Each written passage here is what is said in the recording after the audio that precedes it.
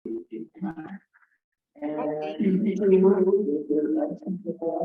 Is, you may start. Assalamualaikum warahmatullahi wabarakatuh, and very good morning to all the participants for today's neuro emergency CME. So this is our third CME, third monthly CME for neuro emergency for the year 2023. I believe that in last month, I think 13 February is the International Epilepsy Day. So this month, we're going to have a talk or CME related indirectly to epilepsy. So today we're going to have two neurologists. Okay, it's going to talk about something related to epilepsy. The first talk is related to the status epilepticus. As we all know, okay, seizure is one of the common presentation to emergency department. Okay, from time to time, we're going to face with a problem, a prolonged seizure patients. So it is very important for us, okay, in emergency department to be able to recognize and then at the same time manage a prolonged seizure or status epilepticus. Because if we don't do it properly, then there will be a long-term consequences related to neuronal injury. So today we are honored to have a professor of neurology and senior consultant from University Malaya Medical Center and also University Malaya Specialist Center, Prof. Dr. Kheng Seang. So he is a consultant in neurology with a special interest in epilepsy management. And he is one of the expert panel in our Malaysian CPG. If I'm not mistaken, the last CPG was written in 2017, epilepsy CPG. All right. I hope okay all of us can learn okay what's new in terms of status epilepticus management in today's talk. Without further ado, I would like to invite Professor Dr. Kheng Seang to present his talk this morning, titled "The Quantum Leap in Status Epilepticus Management: What's New?" Okay, over to you, Prof. Lim. Thank you, Dr. Is, for the introductions. As we discussed just now, there is a need to discuss status epilepticus among emergency medicine physicians or units, partly because status epilepticus is possibly one of the common situations that you face. And secondly, in certain hospitals, they may not have immediate contact to neurologists in managing these patients. So we will need to learn some basic and as well as to improve our service in order to improve the outcome of patients with status epilepticus.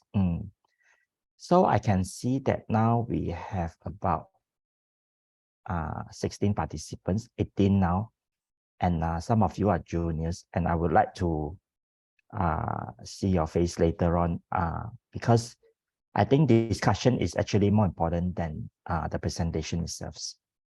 Okay, so I'll start with the topics first, then I will stop at a few points, maybe 4 or 5 points, and then we can discuss what to do next.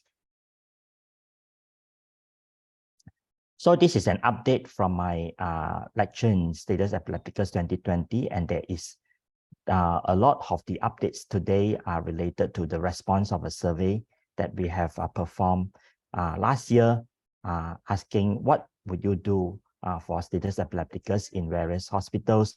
We have captured response from 23 tertiary hospitals, which is 95.8% of all tertiary hospitals, government hospitals in Malaysia.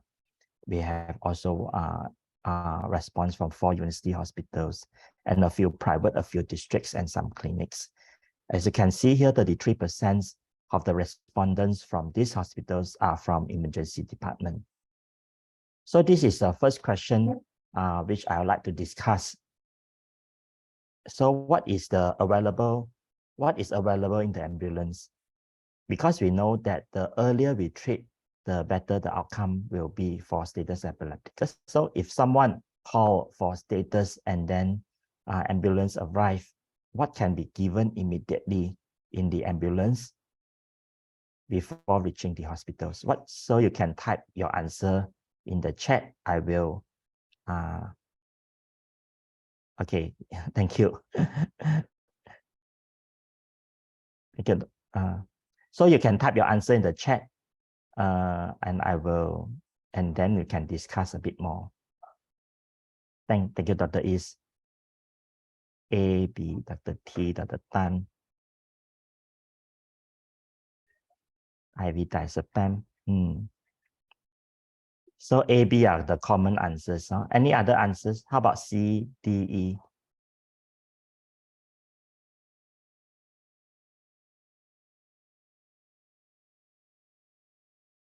No other options. Okay, Dr. Chow. Thank you, Dr. Chow. Is Dr. Lian chose A and C. All right. But C is actually a less common options available when in our survey. This is a response. As you can see here, for IM-midazolam, there are only about 45%. This includes people who are from internal med, who are in the tertiary hospitals. They are not mainly district. So you can see that IM-midazolam is not a common practice. And we will start, if we choose IV diazepam, we will start because when there's no IV line, we'll have problem. If we choose rectal diazepam, then it will, for adult ladies, it'll be a bit inconvenience. Even adult men is not that easy to give rectal. Okay, so as what Dr. Nasrina said, is available but need to take it from the red zone. So it makes it a difficult, challenging, but isn't it diazepam also you have to take from the red zone as well? And the problem is it's not available in the ambulance. Most ambulance has no MIDA diazepam.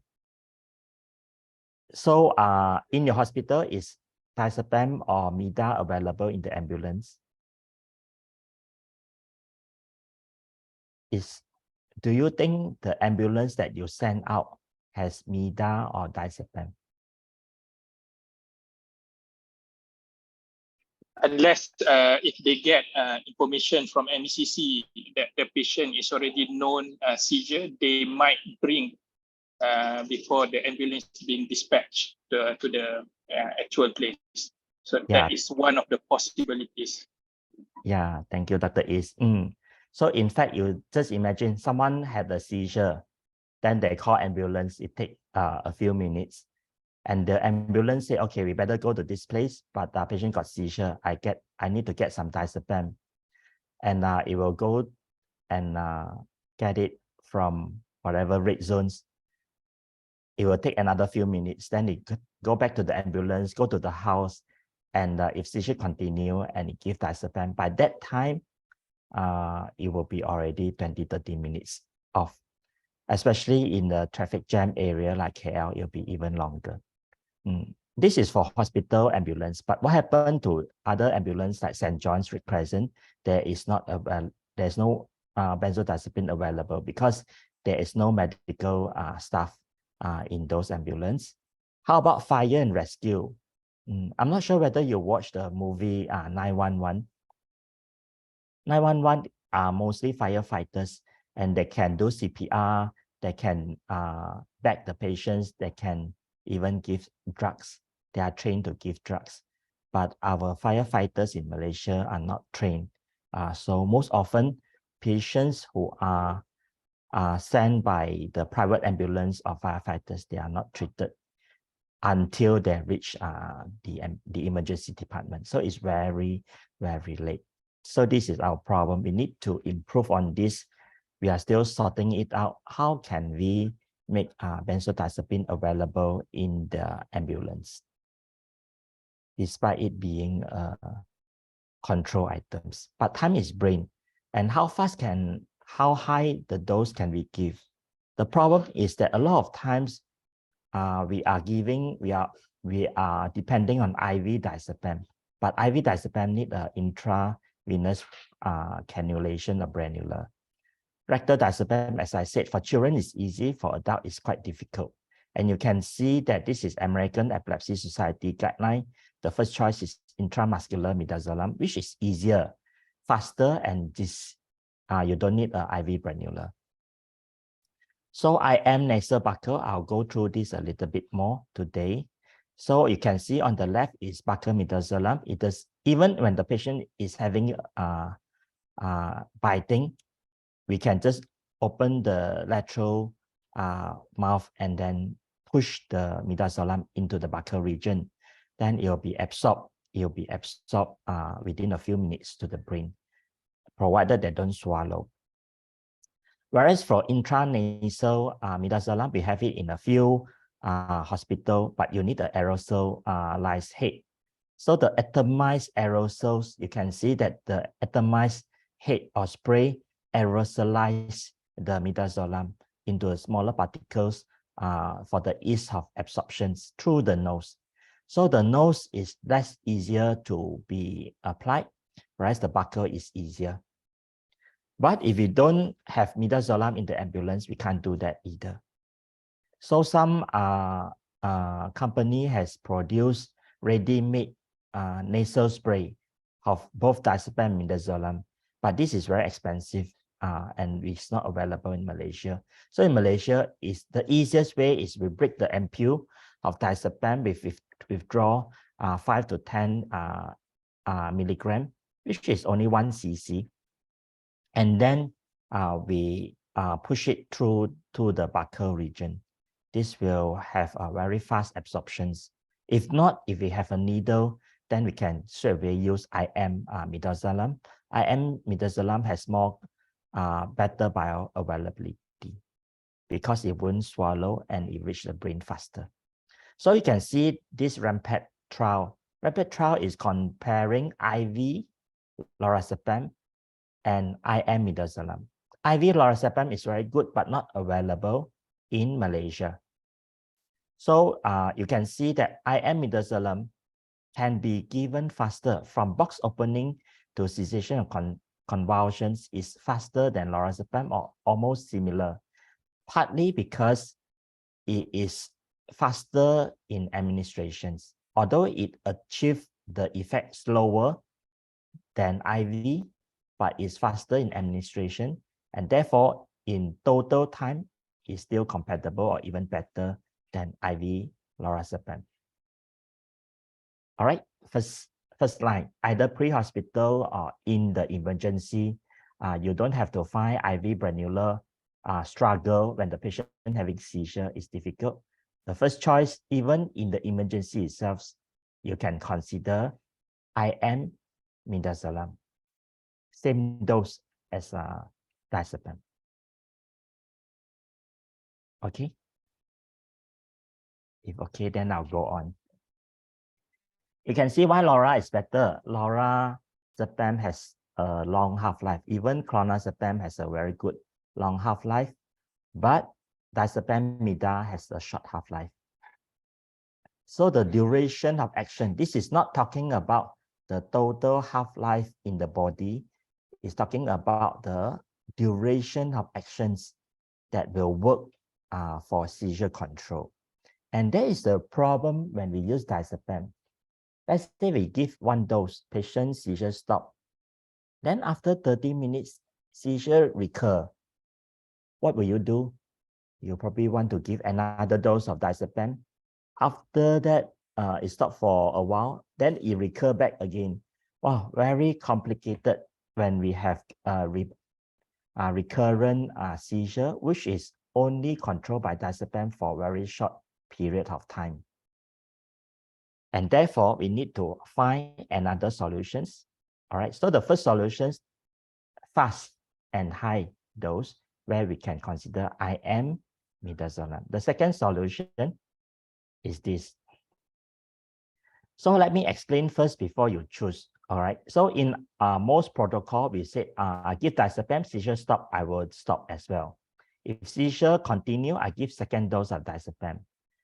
If there is still another continuous seizure ongoing, I will give phenytoin. All right, this is our Malaysian practice, diazepam, phenytoin. But there is a paper talking about this. This irrespective of seizure control, after 2 doses of diazepam, they will go ahead and give phenytoin, even if the seizure has stopped, with the the rationale that I give just now, diazepam actions or duration of actions is very short.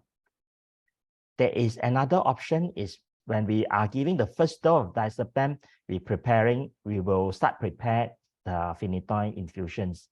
When we give second dose, we'll give together with phenytoin. And the option D is diazepam and phenytoin give together in the very beginning. Which one would you prefer? A, B, C, or D? Thank you, Dr. Lien. You are fastest. Dr. Chow.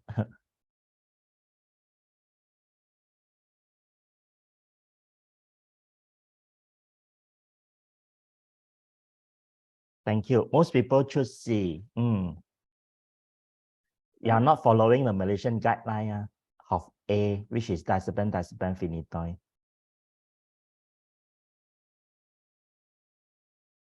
But with the rationale, C, I think is the best.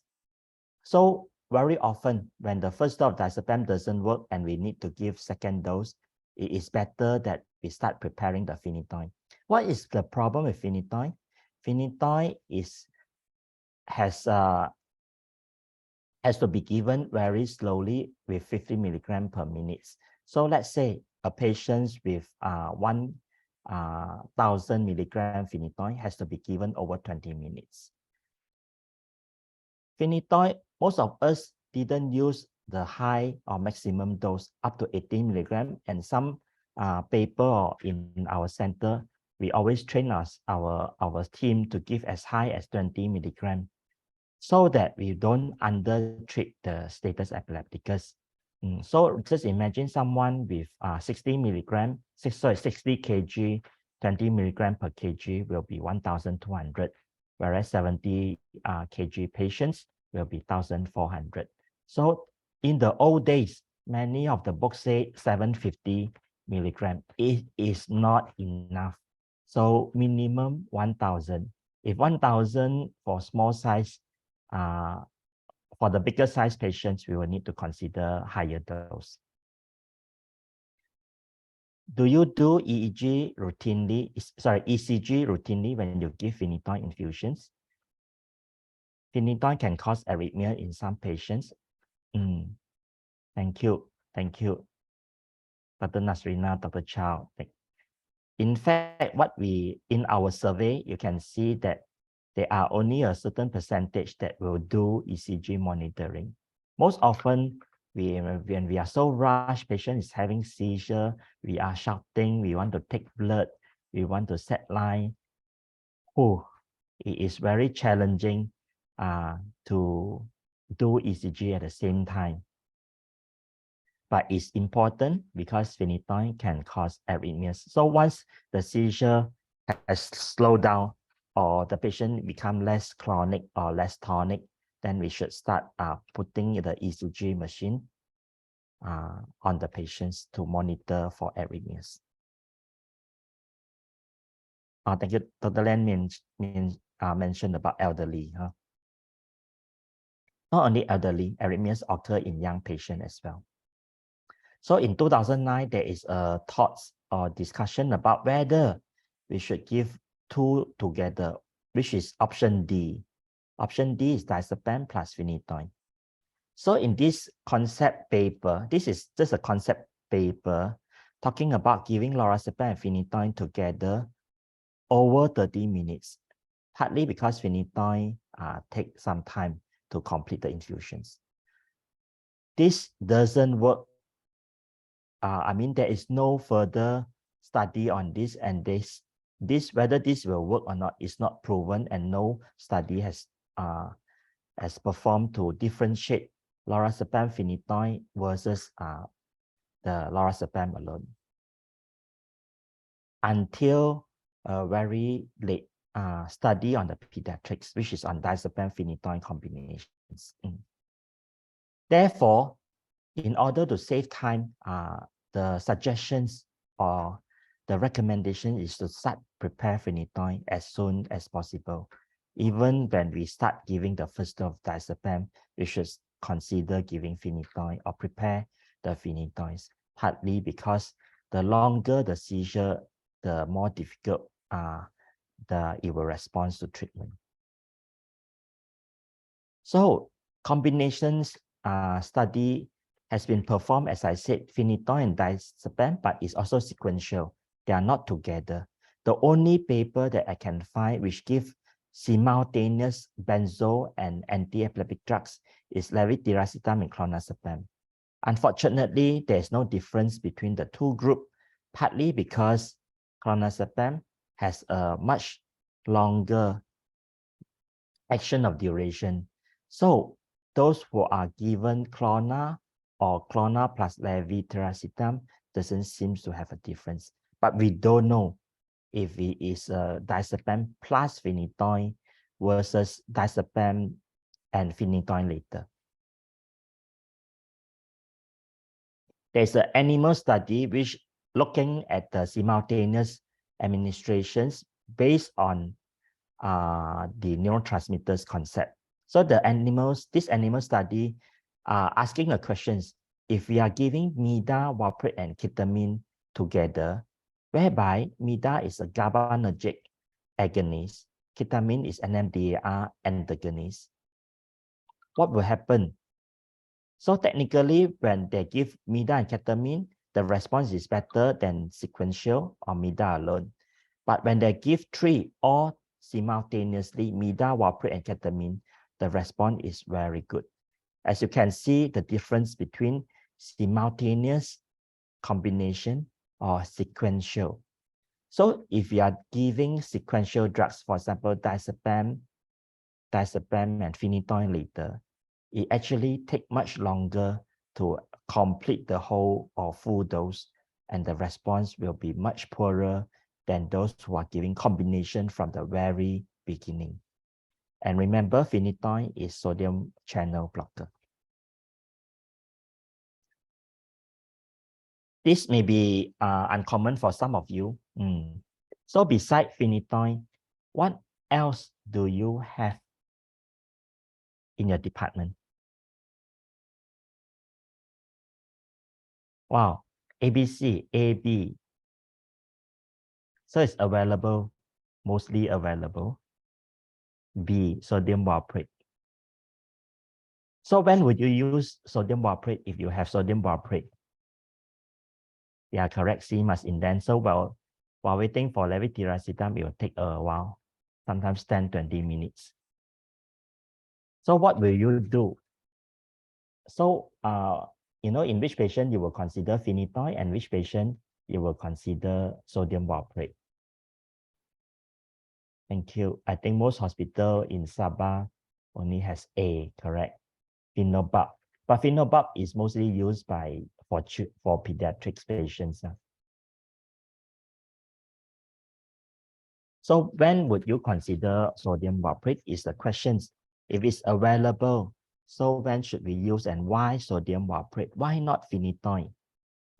Partly because the better phenytoin alternatives is forced phenytoin, and I'll explain this a little bit later. What is the difference between phenytoin and forced phenytoin? All right, so this is the response based on seizure types. So if it's generalized or if it's focal or non-convulsive, the choice is slightly different in for different people. So for generalized, we go ahead with phenytoin, whereas for focal status, some people start to consider sodium valproate, especially the elderly or especially those who are still alert conscious or focal jerks. They will go on with sodium valproate first. In the recent submissions, when we submit our paper, there is a comment asking us, how about pediatric patient with a certain epilepsy syndrome, for example, Dravet syndrome. Dravet syndrome is an infant tau status epilepticus.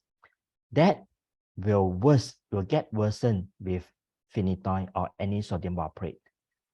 And their comment is that in those cases, if we know patient has a Dravet or infant, we should consider either phenobab or sodium valproate rather than phenytoin. That's why we need to think outside the box. We need to know what other options do we have. And in America, they don't have phenytoin. They use phosphenityl. they have valproate and levetiracetam. Let me show you the study on these three medications to highlight the importance of using different other alternatives. As you can see in this guideline, the phenytoin dose is 20 milligram per kg. Just imagine when I talk about this, just try to recall when I talk about phenytoin, we also need about 20 milligram per kg to achieve the better response. Don't underdose. So this is the 2011 study. They are comparing epilim, phenytoin, and levetiracetam. They found that epilim is very good, much better than phenytoin, much better than levetiracetam. And those with deadly etiology, as listed here, have poor seizure outcome or morbidity. Similarly, those with a STESS score, and just remember, this score is a very simple to apply score. Someone who is comatose, someone who has non-convulsive status or very old, their score is high, and the morbidity and mortality will be high as well. All right, but what is the problem of this study is that the phenytoin is given slowly over 20 to 30 minutes. Levetiracetam, the dose is actually very small. 20 milligram per kg is a very small dose for levetiracetam in status epilepticus. So therefore, subsequently, they have modified the study by giving phenytoin faster using false phenytoin, or given a higher dose of levetiracetam. As you can see here, this is published in New England Journal. False phenytoin dose is the same, but it is given over 10 minutes, different from phenytoin, which will precipitate. Levetiracetam dose is 60 now, different from the 20 milligram in 2011. So our lesson that we learn here is we must use adequate dose, not under dose whenever we are treating status epilepticus. So in the very beginning, very old days when I start my neurology practice, sodium valproate we only give 10 milligram per kg. 10 milligram per kg is a very small dose. So nowadays we push high using 40 milligram and give bolus over 10 minutes. As compared in the old days, we'll give 10 milligram per kg over 1 hour infusion. Dose regime is very, very slow and inadequate. Okay, so give fast and as fast as we can. And in this case, 10 minutes. That's why sodium valproate will be very essential to make it available in most emergency. Mainly, if the phenytoin doesn't work or the phenytoin has a concern of being given to over a very long period of time, we should consider sodium valproate, which can be given earlier and faster. So what if there's no IV levetiracetam or sodium valproate? As you can see here, some of the hospital have to have special have to indent, have to wait. We can consider oral tablets, and oral tablets is usually with the patients. So if the patient is already on carbamazepine, for example, so patient is on carbamazepine, maybe he has missed the dose for 2 or 3 days, come in with status epilepticus. What can be given? Must it be diazepam, phenytoin, or must it be levetiracetam, epilim? No, it's not necessarily all these choices. If someone who are on carbamazepine and still can take orally, or there is an NG tube, we can give the carbamazepine dose, high dose through the NG. But technically, it will take about half an hour to work. So in the beginning, we will still need diazepam to control the seizures.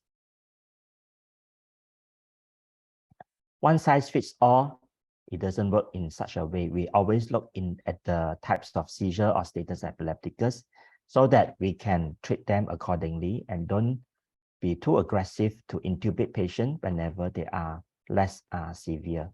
So remember, non-convulsive status are patients with no seizure or no convulsion. I'll give you a few examples. Okay, so remember some of the mimics.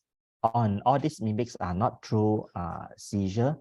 I have a patient with psychogenic status epilepticus come into hospital and intubated every time when she presented herself because it was thought to be a status, but actually it's psychogenic and the EEG will be normal during the seizures. So I will go through the non-convulsive status and we'll go through one example of focal status epilepticus to let you understand that sometimes we don't have to be too aggressive or we have to consider other etiology or other managements. So a 78-year-old woman with altered mental states. Her patient had seizure before, then we know that possibly this is a seizure or status epilepticus. But if the patient has no previous seizure, we have this differential diagnosis. Is it an encephalopathy? Is it encephalitis? Or is it non-convulsive status epilepticus or post-ictal states? Sometimes when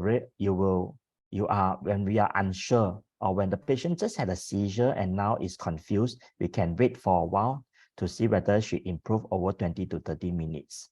But if the patient doesn't wake up and there's no other suggestions like fever or any other past medical history to indicate this is likely a sepsis or metabolic causes, in those occasions, sometimes a small dose of midazolam, which you usually give 1 or 2 milligrams of midazolam, we'll see whether it will help to reverse the altered mental states.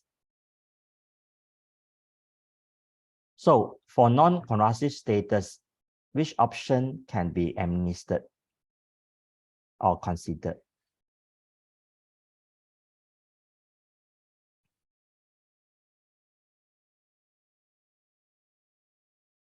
Most often, non-convulsive status will need EEG confirmations, but in emergency, some patients just have seizure or have some patients have history of epilepsy and come in with altered mental states.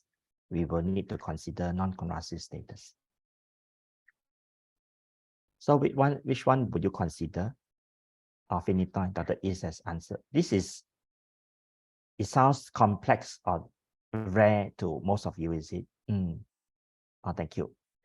Phenytoin.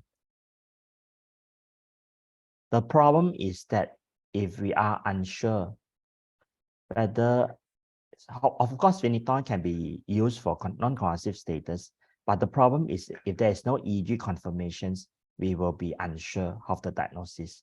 So the only things or the only way to treat is to test with some small dose benzodiazepines. But nonetheless, let me give you another examples. So if you see a patient with altered mental states, but when you look at the eyes have left lateral nystagmus, continuous nystagmus, then maybe you will think, yeah, this may be a seizure. Or if look at the hand may have very minor twitch continuously, then you may also thought, this may be a status epilepticus, non-convulsive, but there may be some subtle motor sign like twitching of the limbs or muscles or jerkiness of the eyes like nystagmus. In those cases, try some small dose midazolam, or if you think this is likely a seizure, we can use IV phenytoin. Yes, of course, diazepam. If you don't have midazolam, you can use diazepam, but use a smaller dose to try and see. Especially the elderly, we won't give up to 10 milligrams straight away. We give a smaller dose because we don't want to change the mental states by using a high dose benzodiazepine.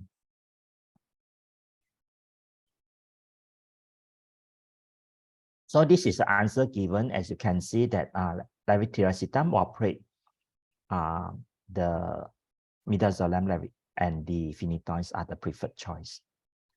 in nearly equal percentage. So when do we suspect non-convulsive status and we will need to do EEG is when any patient with unexplained cause for alter consciousness.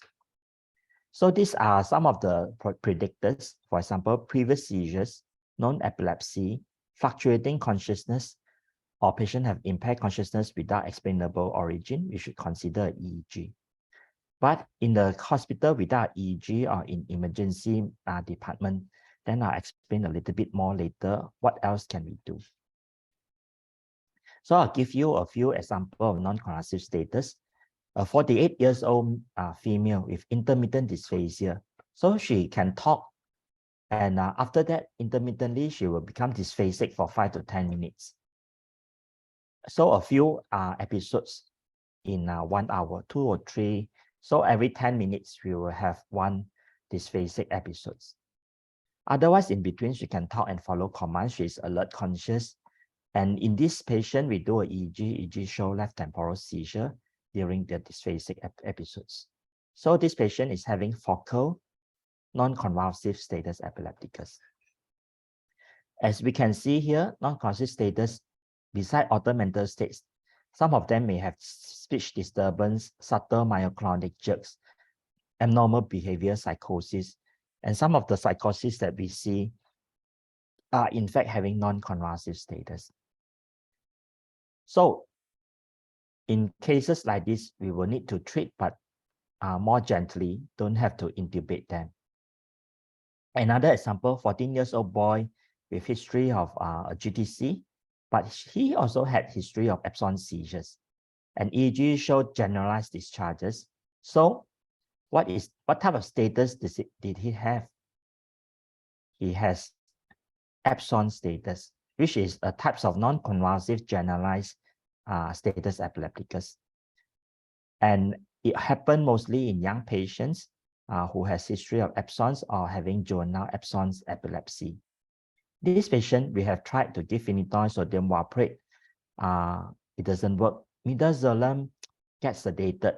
Topiramate also doesn't. Idoxasamide, we want to import, but you need an import permit and have to wait for a few weeks. So at the end, we didn't manage to control the seizure, but it stopped by itself after 1 week, which means this patient have intermittent, very frequent seizure every day for 1 whole week without response. So therefore, when we see non-convulsive status without EEG, it becomes a tricky conditions in Malaysia. So non-convulsive status, we think about it when there is unexplained prolonged consciousness, episodic or history of epileptic seizure. The patient may have epilepsy, for example, focal status or absence status, or patient may have other causes like infective, structural, metabolic, immune causes. So if we have EEG, we'll do. If we don't have EEG or EEG are not reported, for example, in certain hospital like Bintulu, they have EEG, then they can take a picture, send it or WhatsApp a neurologist and ask for their opinions. If not, then we can give a trial of benzodiazepine and see whether it responds.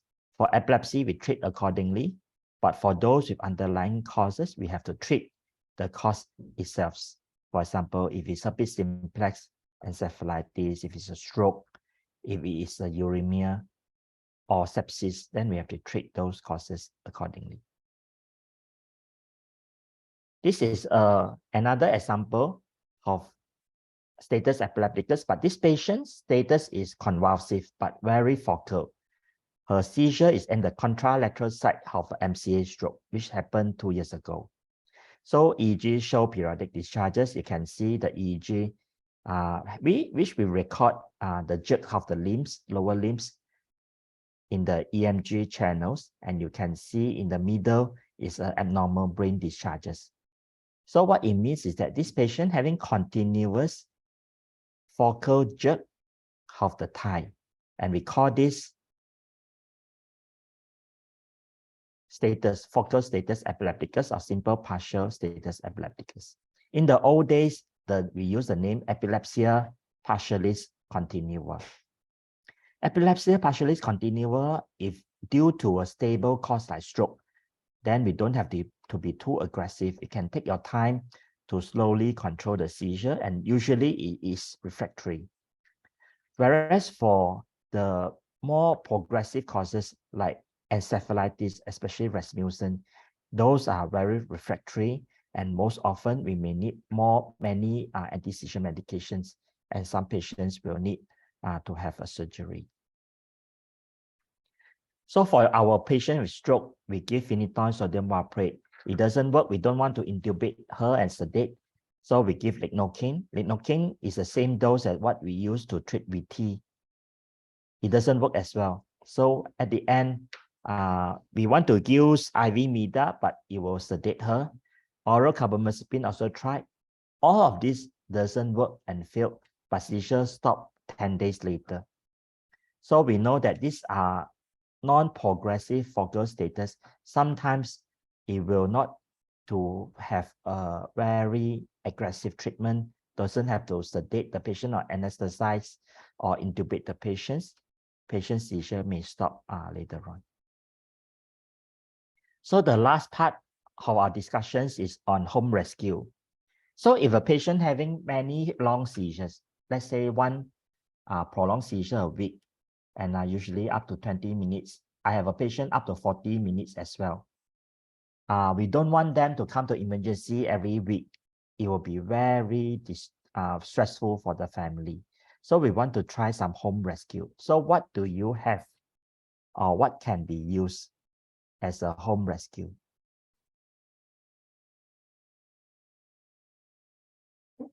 Rectal, yeah, rectal diazepam. Parker midazolam. Parker and rectal. In fact, Parker midazolam is getting more and more popular nowadays because of the easy in administrating that. Nasal midazolam, as I said, we need an aerosolized or atomized spray atomizer, and it will cost about 40 to 60 ringgit per atomizer. Thank you. So no one will consider oral clonazepam, huh? As you can see here, that many of the hospital or clinic, this is a response from the clinic, doesn't have any home rescue medication, or they don't provide home rescue medication to the patients. Hospital, yes, but not in the clinic. So it is a problem if the patients are first seen in the clinic, they wouldn't have any home rescue medications.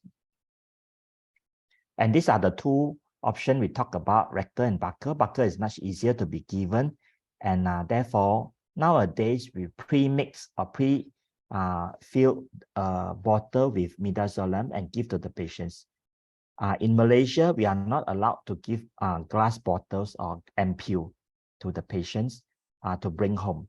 But we can pre-fill a small bottles, and the half-life, the lifespan of the midazolam in the bottle will last about 1 to 2 months. So for patients with frequent long seizure or prolonged seizure at home, we'll give a pre-filled bottle of midazolam, and they can use it as a buckle at home. It is easier and cheaper than rectal diazepam.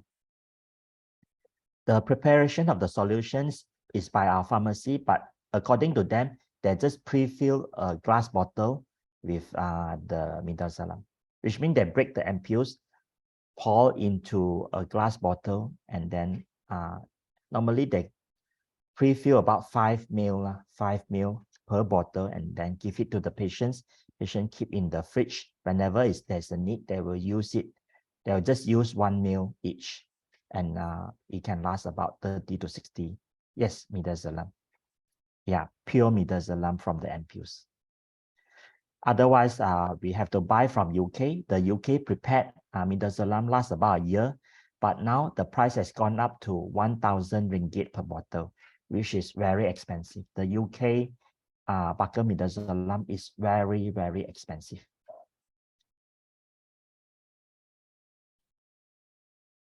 So repetitive seizures is the same. So if someone having seizure cluster, 2 or 3 seizure at home, and very common to have patients with clusters at home. So whenever they have seizure, they will know that within the same day, they will have another 2 or 3. They normally doesn't want to come to hospital. Patient is alert, conscious. We can consider oral clonazepam. But however, if the patient is comatose, non-convulsive, more than 65 years old, no previous seizure, then they will need to come to emergency for further assessments. So oral clonazepam can be given in between the seizures while the patient is conscious and able to swallow orally. So not all myoclonic status epilepticus, we don't treat all myoclonic with drugs.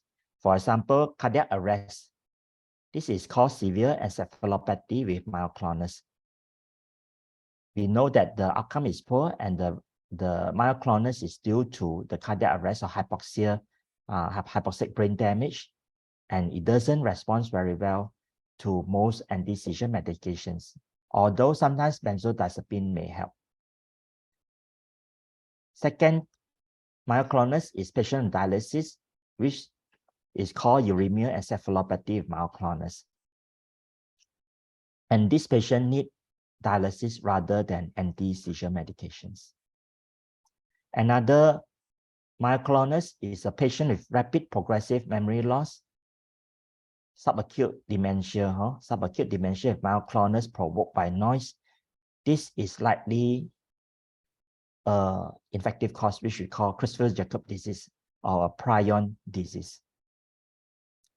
Again, this will not respond very well to most anti-seizure medications. In a very stressful conditions, we will use benzodiazepine.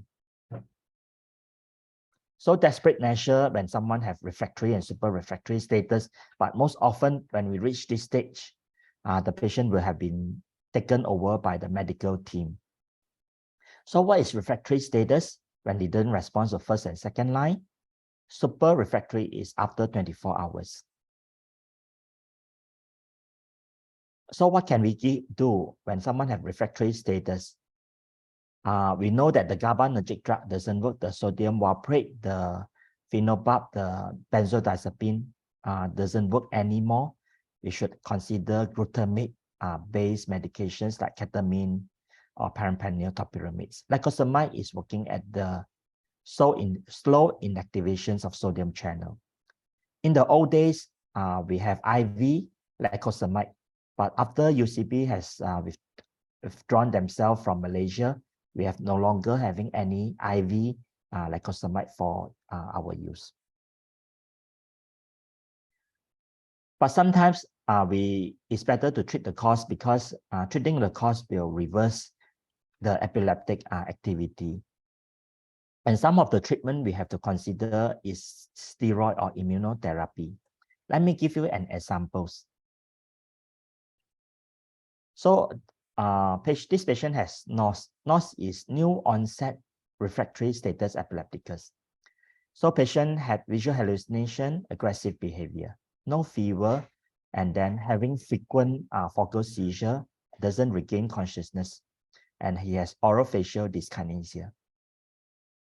So the diagnosis in a complex case like this, which has psychiatric presentation, have dyskinesia, has seizure, we have to think whether this is autoimmune in origin. So autoimmune encephalitis, the commonest type is NMDAR, autoimmune limbic encephalitis. But there are other causes as well. For example, paraneoplastic, Hashimoto, SLE, or post-infectious like herpes simplex. They may have autoimmune encephalitis after the infections. And these patients respond to steroid or immunotherapy. So we will always consider steroid, IVIG, plasma exchange first. If it doesn't respond, we may even consider rituximab in some of these patients. How about 5 years? 5 years is the same as new onset refractory status, which is NOS, but 5 years has fever. So patient presented with fever first, looks like infective causes, but the CSF will be normal, and usually the imaging can be normal in the beginning, and we cannot find or identify any infections in the patients. These patients respond better with immunotherapy, and for pediatrics patients, they'll give ketogenic diet as well. Recently, we have a patient transfer from Singapore with fever for 2 or 3 days, subsequently getting more and more worsened in terms of conscious states, followed by seizure, which is focal, and then becomes status epilepticus. His interleukin-6 is very, very high in the CSF. And we give tocilizumab, and patient responds well. Patient has been was just extubated few days ago. So 5 years response to ketogenic diet and tocilizumab in Malaysia. Anakinra, we don't use that often for our patients. So in conclusion, time is brain. Think outside the box, not one size fits all, and in desperate situations, we will try desperate measure, especially treating the underlying cause.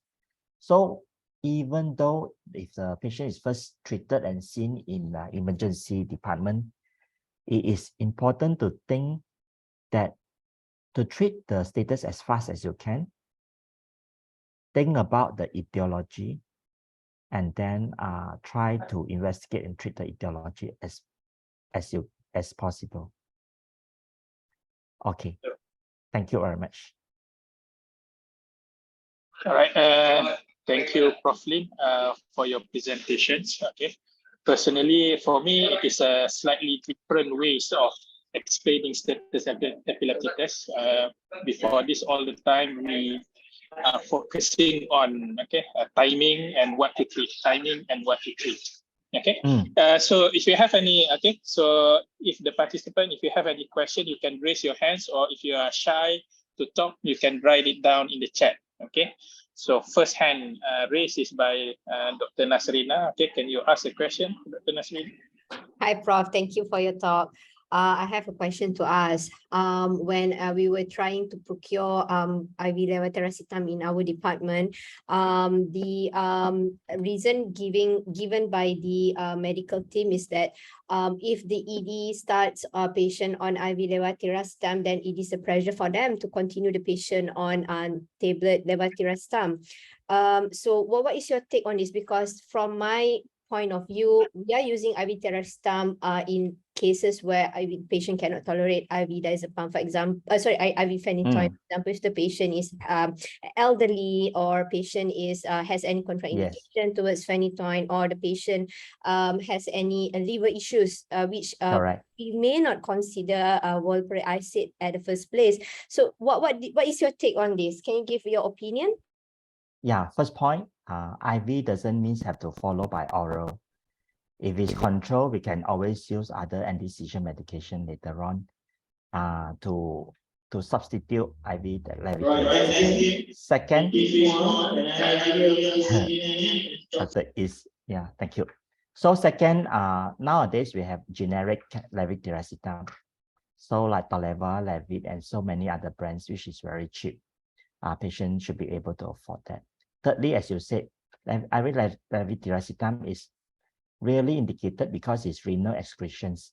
It doesn't go through, or only minimally go through, liver metabolism. So it's better, it should be considered in people with liver impairments. So I agree with you. We should really consider having some dose. By the way, actually, before you all ask question, I want to ask you also, how else do you think I should, what else do you think I should include in the CPG, in the upcoming CPG on status epilepticus, especially related to emergency medicine? Is there anything that you think is urgent, can improve the service? How important is the role of EEG in emergency department, do you think? Yeah, I don't think it's important. Is it really essential to have it done? Okay. Yeah, it's not the you first mentioned priority. It's not the first priority. We have many more important things to improve. That's why I thought the first thing is to make sure the ambulance had benzodiazepines. Yeah, I think I'm not sure. I do not have much knowledge about the pre-hospital care and how much they can do in terms of administering midazolam. But I think to include the option of giving IM midazolam as part of the initial response for them will be a good in my opinion, because I think you have mentioned in your previous lecture that I've listened through, we are using rectal diazepam, but we are in a situation of whereby there will be a lot of medical legal, and to strip off somebody's pants in front of in a public, I don't think so. That is something that we might be facing medical legal issues later on. So if we have a better option to that, I think I will go for IM midazolam as part of the pre-hospital care first response to be given to patients with onset of seizures. And secondly, I think it is fair to be put in the CPG to have at least IV levetiracetam, because I'm not to say that I'm pro of levetiracetam, but even in the setting of traumatic brain injury, valproic acid has not been studied as an option to phenytoin if there is any contraindication. For example, there are certain population with traumatic brain injury, such as patient having extradural hemorrhage, subdural hemorrhage, a penetrating injury to the skull. You may consider to start patient on prophylactic anti-seizures as part of the cerebral protection. So in the one that is being studied with strong recommendation is phenytoin, and the second one is IV levetiracetam, even though there has been no much of evidence to support that levetiracetam does better than phenytoin. So this come to my mind that when we had a patient who is pregnant and came into us with severe traumatic brain injury, and she actually fulfilled the criteria to be started on anti-seizure therapy, and we know that phenytoin is not going to be our first option. So we do not have Kipra at that time. So and Kipra is under medical. So it's a bit difficult. So what can you use? But eventually patient was being started on phenytoin by us. Yeah, but that these are the things that it is not unavailable. It is available, but people always thought that levetiracetam is part of a rescue therapy, which is very different from the latest evidence that we have. You are right.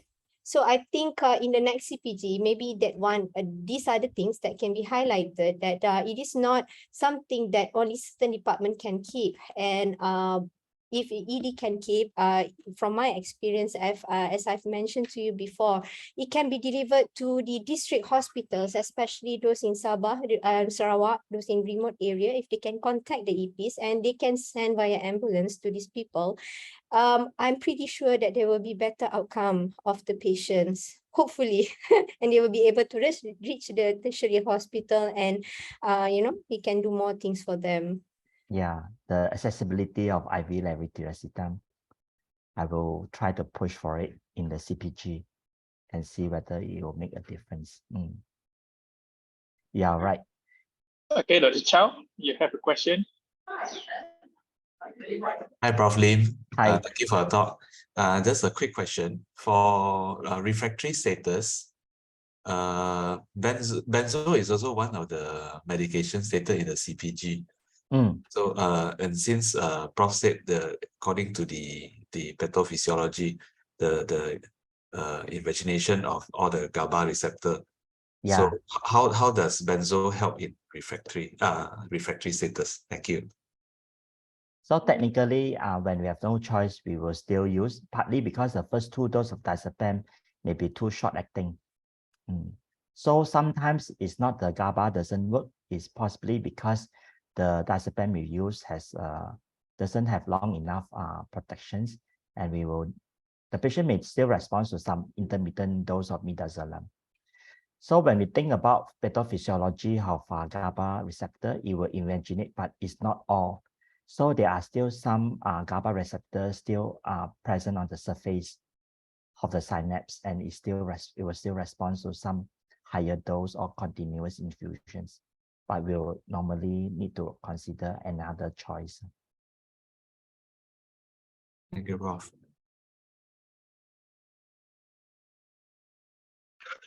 Okay, any more questions to Prof Lee? Okay, if there is no more questions, I would like to thank Prof Lim again for the interesting talk about status epilepticus. I hope everybody that listened to the talk today learned something new. Definitely myself, I learned something new today, especially with regard to non-convulsive status epilepticus. All right, okay. Thank you, Prof Lim, for your talk. Okay. Thank you.